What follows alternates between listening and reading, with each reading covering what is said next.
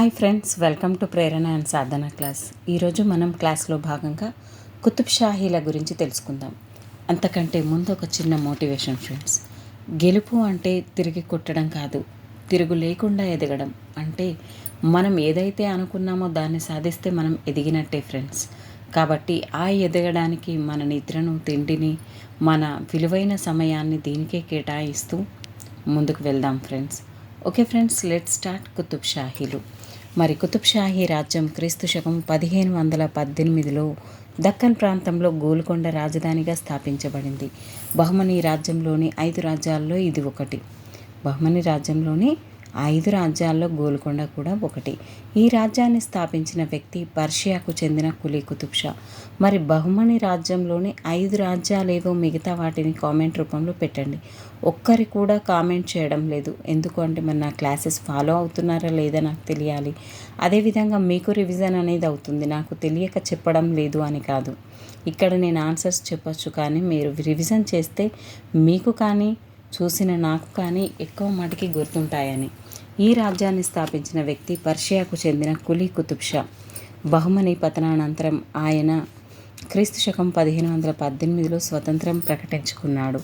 దేశంలో మొట్టమొదటిసారిగా లౌకిక ఆదర్శాలచే పరిపాలించబడిన కులీ కుతుబ్ షా గోల్కొండను తన రాజధానిగా చేసుకున్నాడు. ఈ రాజ్యం హిందూ ముస్లిం ఐక్యతకు ప్రతీకగా మారింది. అంతేకాకుండా తెలుగు, పర్షియన్ భాషలు, సాహిత్య వికాసానికి నిలయంగా మారింది. కుతుబ్ షాహీల పాలనలో హైదరాబాద్ బంగారు వజ్రాల గనులకు నిలవై రెండవ ఈజిప్టుగా పిలువబడింది. క్రీస్తు శకం 1687 మొఘల్ చక్రవర్తి ఔరంగజేబు గోల్కొండ రాజ్యాన్ని ఆక్రమించి తన సామ్రాజ్యంలో కలిపాడు. 1687లో. ఆధారాలు. కుతుబ్ షాహీల చరిత్రను అధ్యయనం చేయడానికి పండితులు, చరిత్రకారులు, కవులు, యాత్రికులు Persian, Arabic, Urdu, Telugu, French, English మొదలైన భాషల్లో రాసిన అనేక పుస్తకాలు ఉపయోగపడతాయి. సుల్తాన్లు జారీ చేసిన అనేక ఫర్మానాలు విలువైన చారిత్రక సమాచారాన్ని అందిస్తాయి. పురావస్తు ఆధారాలు. కుతుబ్ షాహీల చరిత్రకు ముఖ్యమైన పురావస్తు ఆధారాలు ఇబ్రహీం కుతుబ్ షా వేయించిన గాజీనగర్ శాసనము, మొహమ్మద్ కులీ కుతుబ్ షా యొక్క బాద్షాహీ అఘార్ ఖానా శాసనము, దారుల్ షిఫా శాసనము, అబుల్ హసన్ తానీషా యొక్క మియాన్ మిష్కి శాసనము, ముసునూరి ప్రోలయ విలాస తామ్ర శాసనం అని తల్లి యొక్క కాలువ చెరువ శాసనము. ఎవరిది ఇది? ముసునూరి ప్రోలయ విలాస తామ్ర శాసనం అని తల్లి యొక్క కలువ చెరువు శాసనము. నాణేలు ఆనాటి ఆర్థిక పరిస్థితులకు అద్దం పడుతున్నాయి. కుతుబ్ షాహీల నిర్మాణము వారి సాంస్కృతిక సేవకు తెలుసుకోవడానికి తోడ్పడుతున్నాయి. ఫ్రెండ్స్, నేను ఈ క్లాస్ని ఉదయం 4 గంటలకు చేస్తున్నాను. చూడండి నేను ఎంత కష్టపడుతున్నానో. మీరు ఆ విధంగా లైక్ చేయండి ఫ్రెండ్స్. నాకు చేయాల్సిందల్లా మీరు లైక్, షేర్, సబ్స్క్రైబ్ అంతే. మీ విలువైన సమయాన్ని నేనేం వేస్ట్ చేయట్లేదు కదా, ఒక్కసారి ఆలోచించండి ఫ్రెండ్స్. అంతేకాకుండా ఇందాక మనం డొమింగో ఫేజ్ విజయనగరంలో నేర్చుకున్న పర్షియన్ రాజులు ఎవరెవరైతే వచ్చారో, పోర్చుగీస్ నుంచి ఎవరెవరైతే వచ్చారో, ఎవరి కాలంలో ఎవరు వచ్చారు అనేది కూడా కామెంట్ రూపంలో పెట్టండి ఫ్రెండ్స్. అదేవిధంగా సాహిత్య ఆధారాలు అవన్నీ కూడా మీకు 7th క్లాస్లో కనబడతాయి. కుతుబ్ షాహీల చరిత్ర అధ్యయనానికి తోడ్పడే లిఖిత ఆధారాలలో పర్షియన్, అరబిక్, తెలుగు భాషా గ్రంథాలు ముఖ్యమైనవి. కుతుబ్ షాహీల చరిత్రకు మూలాధారాలు అమీర్ ఖుస్రూ రచించిన ఖజాయిను ఉల్ ఫితూ, సుహ్ షిఫార్ పెరిస్టా చేత తారిఖ్ హీ పెరిస్టా, జియావుద్దీన్ బరానీ రాసిన తారిఖ్ ఎ ఫిరోజ్ షాహీ, కాఫీ ఖాన్ రాసిన ముంతఖాబ్ ఉల్ లుబాబ్. కుతుబ్ షాహీల యొక్క చరిత్రను తెలియజేయు ఇతర రచనలు. అద్దంకి గంగాధర కవి రచించిన తపతీ సంవరణోపాఖ్యానం, పొన్నగంటి తెలగనాచార్య యొక్క యయాతి చరిత్ర, సారంగ తమ్మయ్య రాసిన వైజయంతి విలాసం, కంచర్ల గోపన్న విరచిత దాశరథి శతకం, కందుకూరి రుద్రకవి రాసిన సుగ్రీవ విజయం, మరింగంటి పాలవేకరి కదిరిపతి శుకసప్తతి, అయ్యలరాజు నారాయణ మాత్య రాసిన హంసవింశతి ఇవన్నీ కూడా అప్పటి కాలానికి చెందినవే. ట్రావెన్కోర్, బెర్నియర్, థావెనాట్ వంటి ఫ్రెంచ్ యాత్రికులు రచనలు సైతం కుతుబ్ షాహీ సుల్తాన్ల చరిత్ర, నాటి జీవన శైలి, ఆచారాలను వర్ణిస్తాయి. సుల్తాన్ కులీ కుతుబ్ షా కుతుబ్ ఉల్ ముల్క్ 1518 నుంచి 1543 వరకు 3, 4, 5 విధంగా వరుస క్రమంలో ఉన్నాయి. రివర్స్లో ఒకసారి గమనించండి. చరిత్రలో సుల్తాన్ కులీ కుతుబ్ ఉల్ ముల్క్ ప్రసిద్ధిగాంచిన కులీ కుతుబ్ ఉల్ ముల్క్ క్రీస్తు శకము 1518లో 67 సంవత్సరాల వయస్సులో స్వతంత్ర కుతుబ్ షాహీ రాజ్యాన్ని స్థాపించాడు. పూర్వీకులు ఆసియాలో హమ్దాన్, దక్షిణ ఇరాన్ ప్రాంతానికి చెందినవారు. వారు ఖారా బోయాన్లు యొక్క తుర్కానా తెగకు చెందినవారు. ఆయన తండ్రి షేర్ కులీ, తల్లి మాలిక్ స్వాలే. బహుమనీ సుల్తాన్తో వాణిజ్య గుర్రపు సంబంధాలను ఏర్పరచుకోవాలనే ఉద్దేశంతో మహమ్మద్ షా క్రీస్తు శకము 1463 నుండి 1482 కాలంలో తన మామ అలీ కూలీతో కలిసి గుల్బర్గా చేరుకున్నాడు. బహమనీ రాజ్యంలో రాజకీయ పరిస్థితి గుల్బర్గాలో స్థిరపడడానికి కులీ కుతుబ్ ఉల్ ముల్క్ను ప్రోత్సహించింది. క్రీస్తు శకం 1481లో మహమ్మద్ గవాన్ను ఉరితీయడం బహమనీ రాష్ట్రాన్ని గందరగోళంలోనికి నెట్టివేసింది. కొత్త సుల్తాన్ షిహాబుద్దీన్ మహమూద్ సమర్థుడు కాదు. అతన్ని చంపడానికి సుల్తాన్ శత్రువులు చేసిన ప్రయత్నాలను కులీ కుతుబ్ ఉల్ ముల్క్ వమ్ము చేశాడు. కుతుబ్ ఉల్ ముల్క్ తన సామర్థ్యం, విధేయతతో సుల్తాన్ను ఆకట్టుకున్నాడు. ఆయన క్రీస్తు శకం 1492లో తెలంగాణకు తరఫ్దార్గా నియమించబడ్డాడు. తెలంగాణలో తిరుగుబాటును అణచివేసి గోల్కొండ కోటకు అధిపతి అయ్యాడు. క్రీస్తు శకము 1492 నుండి 1518 సంవత్సరాల మధ్య ఆయన తెలంగాణ ప్రాంతాన్ని పరిపాలించాడు. తన ప్రభువు మరణం తర్వాత క్రీస్తు శకం 1518లో స్వతంత్రం ప్రకటించుకున్నాడు. ఆయన ప్రకటన తెలంగాణ చరిత్రలో కొత్త శకానికి నాంది పలికింది. సుల్తాన్ కులీ కుతుబ్ ఉల్ ముల్క్ విజయనగర శ్రీకృష్ణరాయలకు సమకాలికుడు. ఎందుకంటే 1518, ఆయన 1509 నుంచి 29 వరకు కాబట్టి. గజపతి రాజు యొక్క భూభాగాలను జయించడానికి తీరాంధ్ర ప్రాంతంపై దాడి చేశాడు. వరంగల్లో ఉన్న గజపతి రాజు అధికారి సీతాపతి లేదా షితాబ్ ఖాన్ ఖమ్మం మెచ్ యుద్ధంలో కులీ కుతుబ్ షా చేతిలో ఓడిపోయాడు.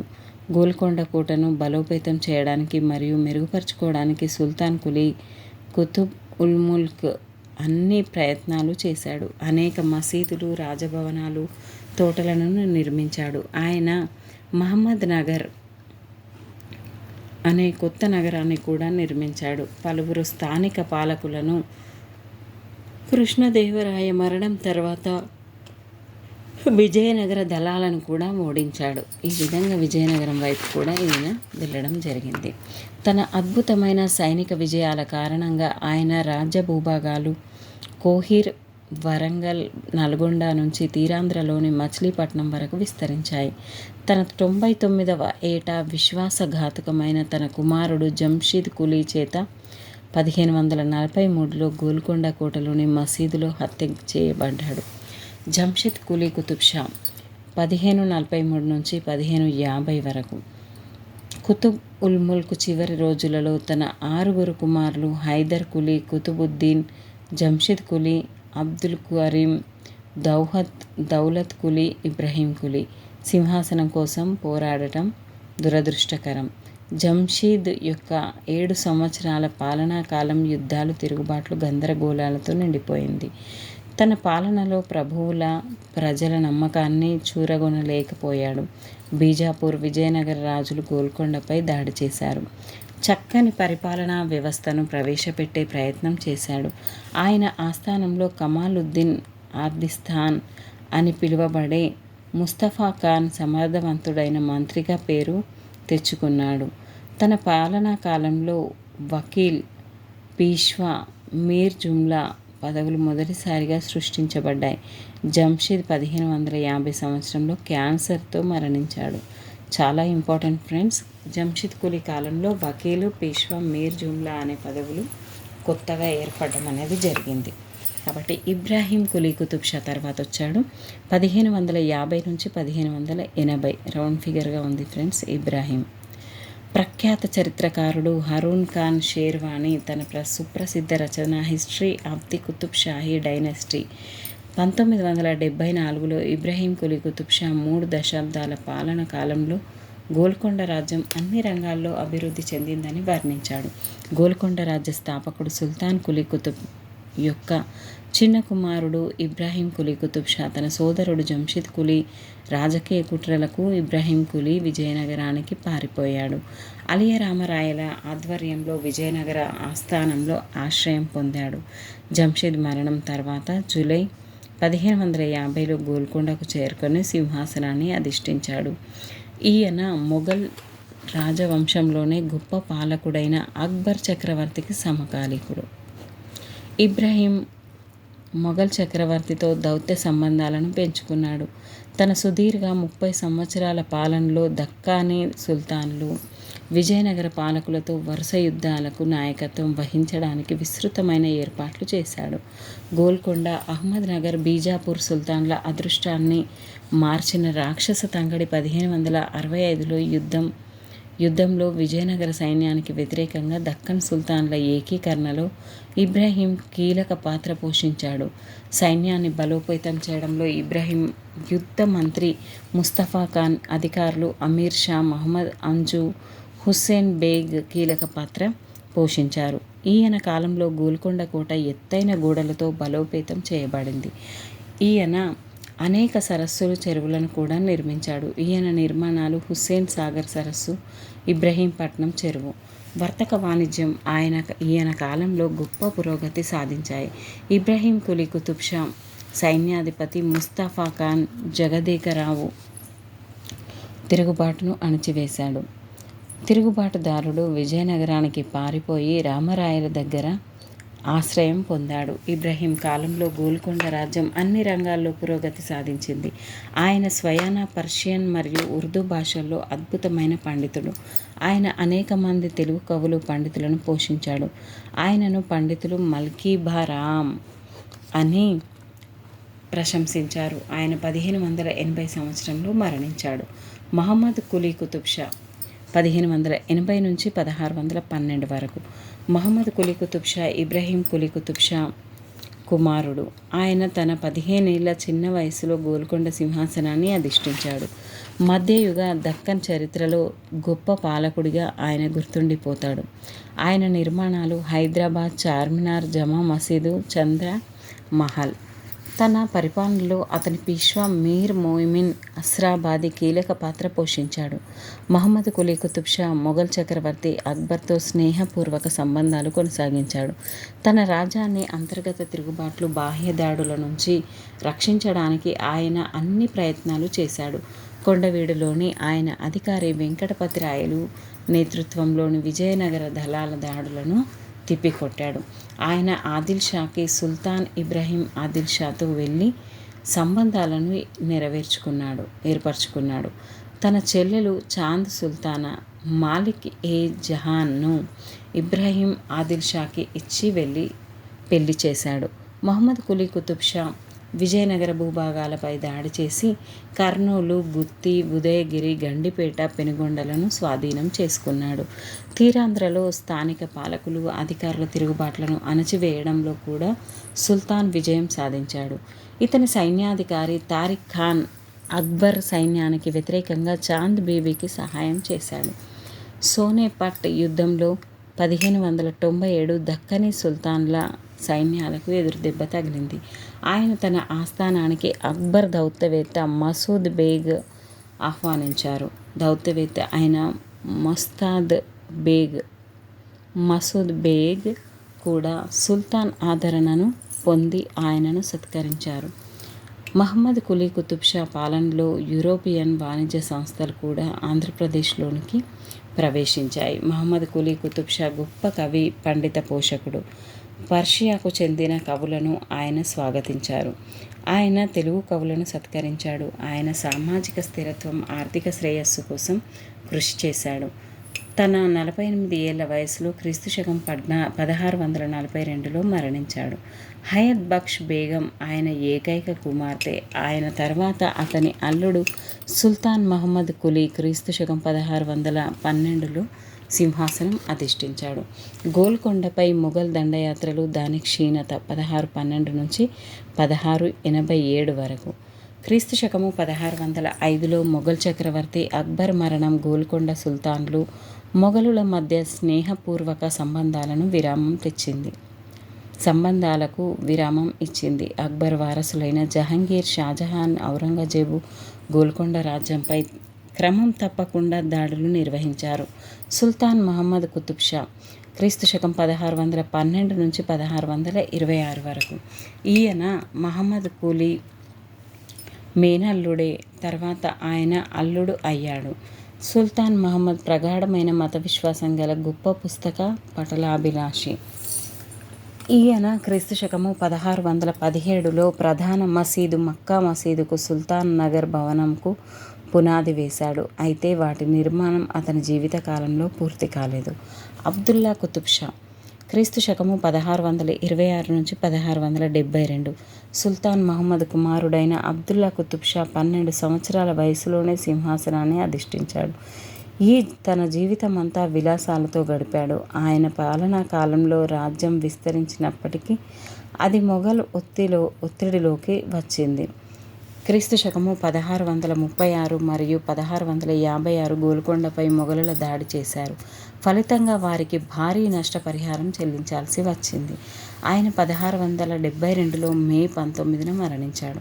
అబుల్ హసన్ తానిషా క్రీస్తుశకము 1672 నుండి 1687 వరకు. కుతుబ్ షాహీ రాజవంశం యొక్క చివరి పాలకుడు అబుల్ హసన్. ఆయన అబ్దుల్లా కుతుబ్ షా అల్లుడు. ఈయనను తానిషా అని కూడా పిలిచేవారు. ఈయన మొఘల్ దాడులకు వ్యతిరేకంగా సమర్థుడైన పాలకుడు, బలమైన రక్షకుడిగా నిరూపించుకున్నాడు. ఈ విధంగా అబుల్ హసన్ తానిషాతో చివరగా ముగించడం జరిగింది. తన ప్రజల శ్రేయస్సే పరమావధిగా భావించి నిరపాయమైన సాహసశీలి గల పాలకుడిగా గుర్తించబడ్డాడు. 8 నెలల ముట్టడి తర్వాత మొఘల్ చక్రవర్తి ఔరంగజేబు క్రీస్తుశకం 1687లో ఒక దేశద్రోహి ద్వారాలు తెరిచినప్పుడు గోల్కొండ కోటలోకి ప్రవేశించగలిగాడు. అబుల్ హసన్ను మొదట ఖైదీగా బీదర్, ఆ తర్వాత దౌలతాబాద్ అంటే ఔరంగాబాద్కు తరలించారు. అక్కడ జైలులో ఆయన 12 సంవత్సరాలు బందీగా ఉండి మరణించాడు.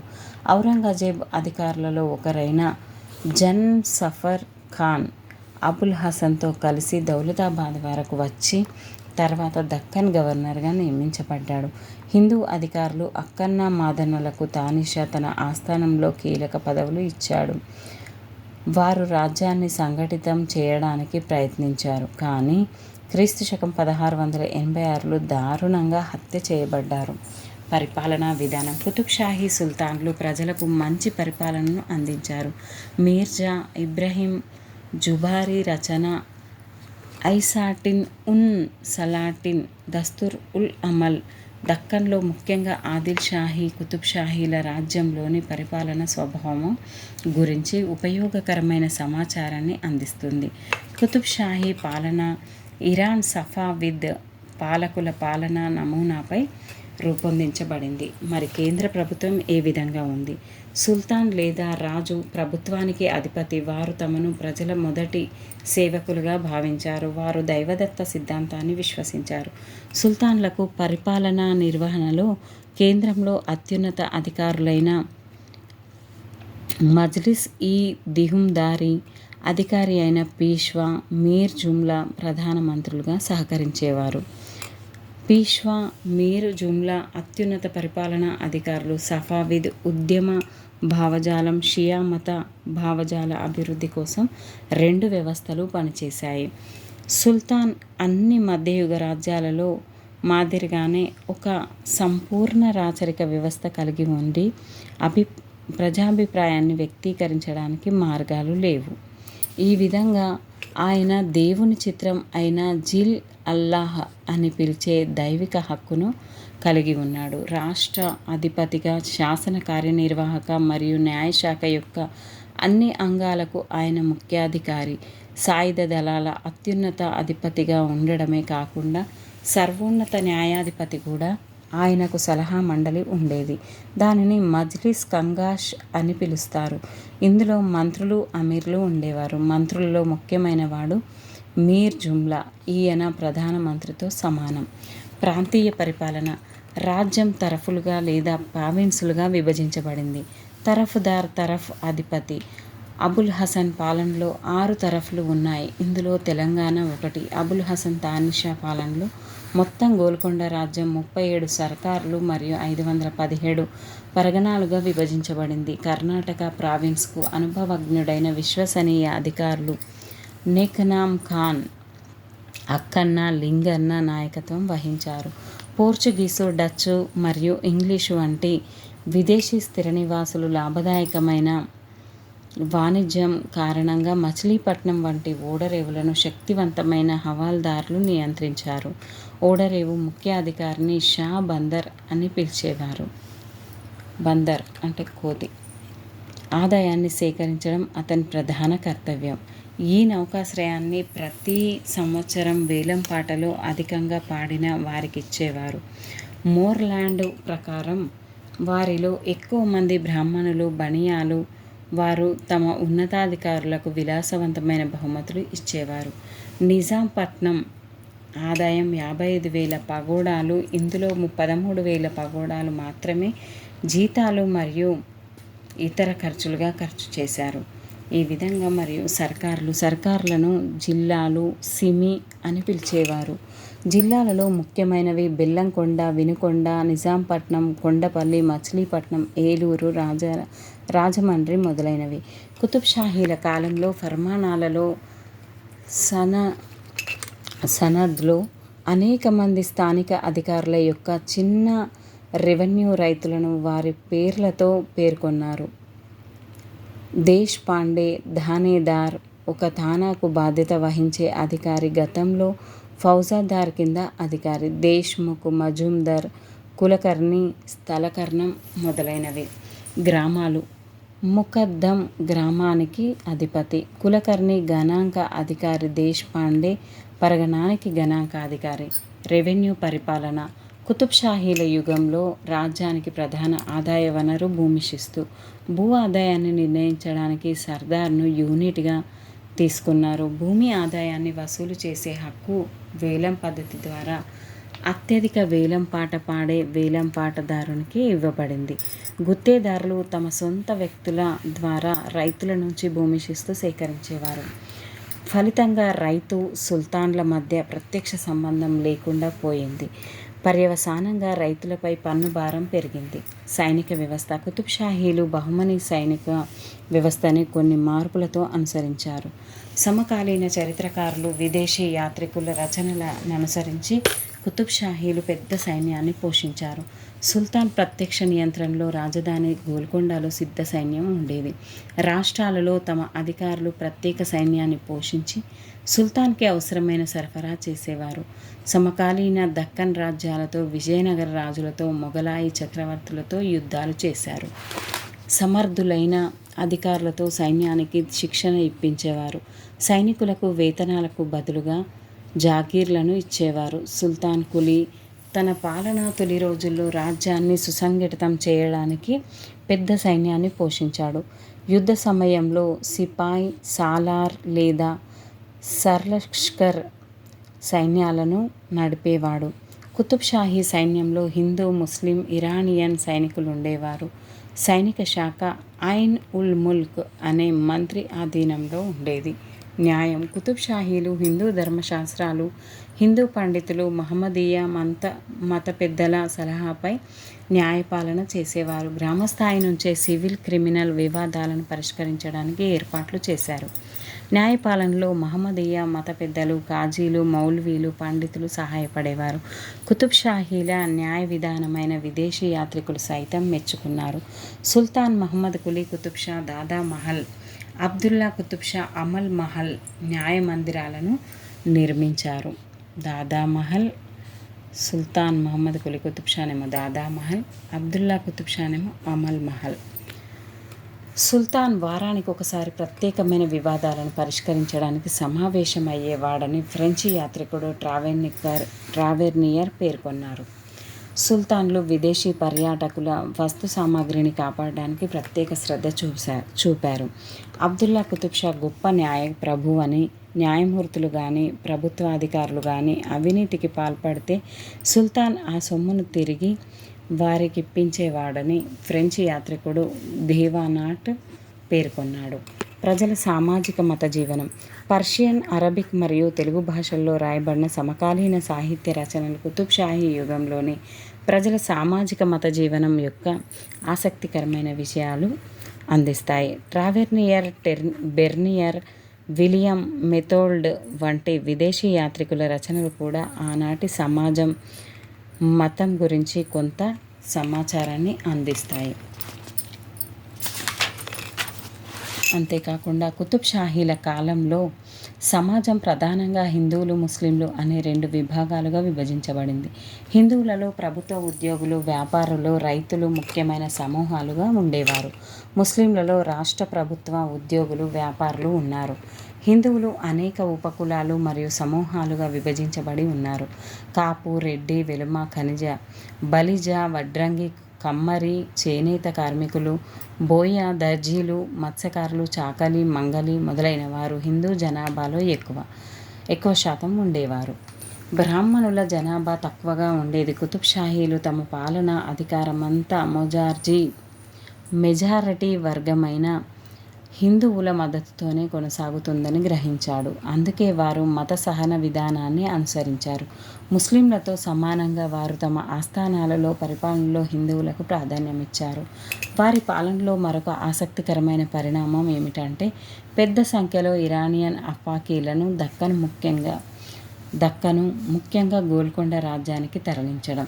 మీర్ మోమిన్ అస్రాబాది కుతుబ్ షాహీ సుల్తాన్ మహమ్మద్ కులీ కుతుబ్ షా ప్రధానమంత్రి అయ్యాడు. అంతేకాకుండా ఆయన హైదరాబాద్ నగర ప్రణాళిక నిర్మాణంలో ముఖ్యమైన పాత్ర పోషించాడు. పర్షియా, సఫావిద్ పాలకులలో కుతుబ్ షాహీ సంబంధాలు మధ్య ఆసియా నుంచి హైదరాబాదుకు పెద్ద సంఖ్యలో వలసలను ప్రోత్సహించాయి. ఇది ప్రసిద్ధ మిశ్రమ హైదరాబాదీ సంస్కృతి యొక్క పరాకాష్ఠకు పునాదులు వేసింది. ఇది నేటికి కనిపిస్తుంది.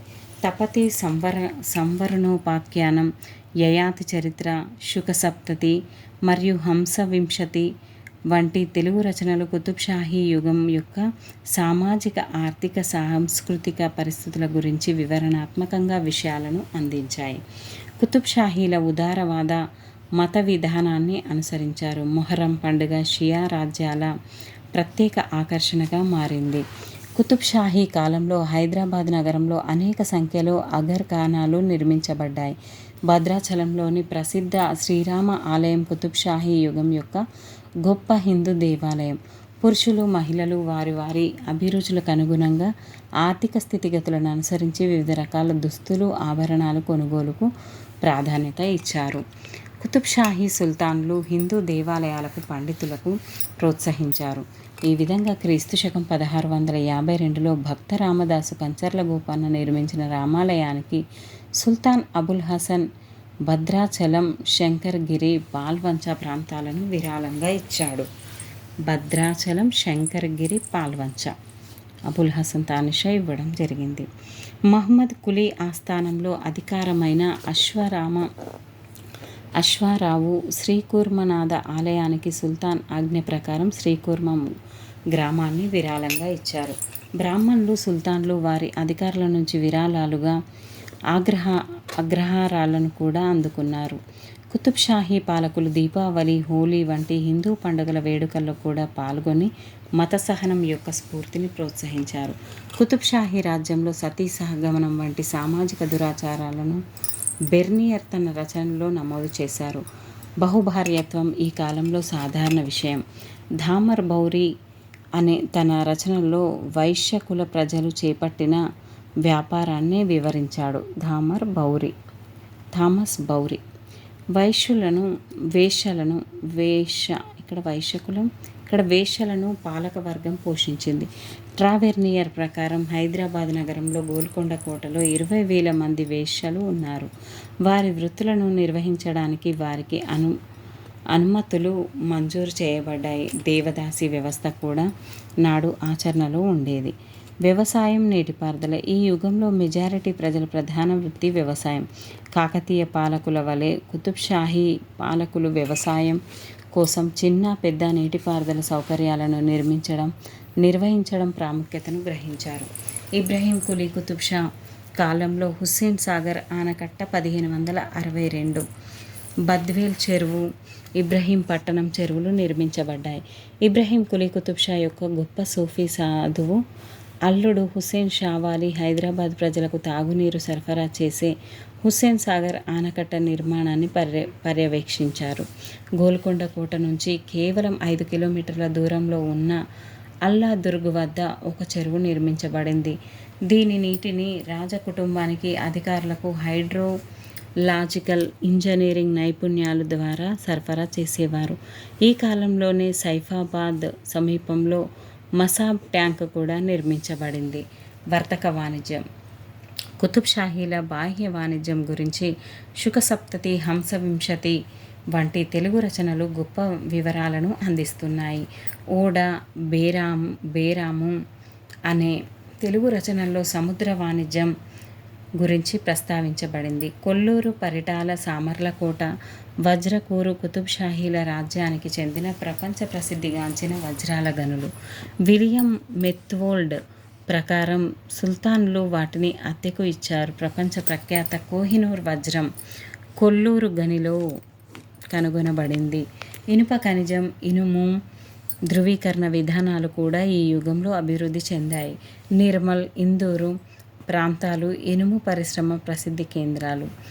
నర్సాపూర్, మచిలీపట్నం వాటి ప్రసిద్ధ ఓడ నిర్మాణం కేంద్రాలు. మోటుపల్లి కుతుబ్ షాహీ కాలంలో ఒక ముఖ్యమైన తీర ప్రాంతం. నల్గొండ మీదుగా హైదరాబాద్, కొండపల్లి, విజయవాడ వ్యాపారులు మచిలీపట్నం చేరుకునేవారు. కుతుబ్ షాహీల రాజ్యపు ప్రధాన కరెన్సీ హున్ను. అది బంగారు నాణెం. విదేశీ వ్యాపారులు దీన్ని పగోడా అని అభివర్ణించారు. తెలుగు సాహిత్యాభివృద్ధి. అద్దంకి గంగాధర కవి ఇబ్రహీం కులీ కుతుబ్ షా ఆస్థానంలో ఉండేవాడు. ఆయన రాసిన తపతీ సంవరణోపాఖ్యానంను సుల్తాన్కు అంకితం చేశాడు. ఇబ్రహీం కులీ కుతుబ్ షాను తెలుగు కవులు మల్కీభా రాముడు అని ప్రశంసించారు. నిరంకుశోపాఖ్యానం రాసిన కందుకూరి రుద్రకవి మరొక గొప్ప తెలుగు కవిని కూడా ఇబ్రహీం కులీ పోషించాడు. సుల్తాన్ చింతల పాలెం గ్రామాన్ని రుద్రకవికి అగ్రహారంగా ఇచ్చాడు. పటాన్ చెరువును పాలించే అమీర్ ఖాన్ అనే సామంత పాలకుడు ఇబ్రహీం కులీ సాహిత్య సేవల ద్వారా ప్రభావితమయ్యాడు. ఈ కాలానికి చెందిన పొన్నగంటి తెలగనాచార్య అచ్చ తెలుగులో రచనలు చేశాడు. తెలుగు కవులు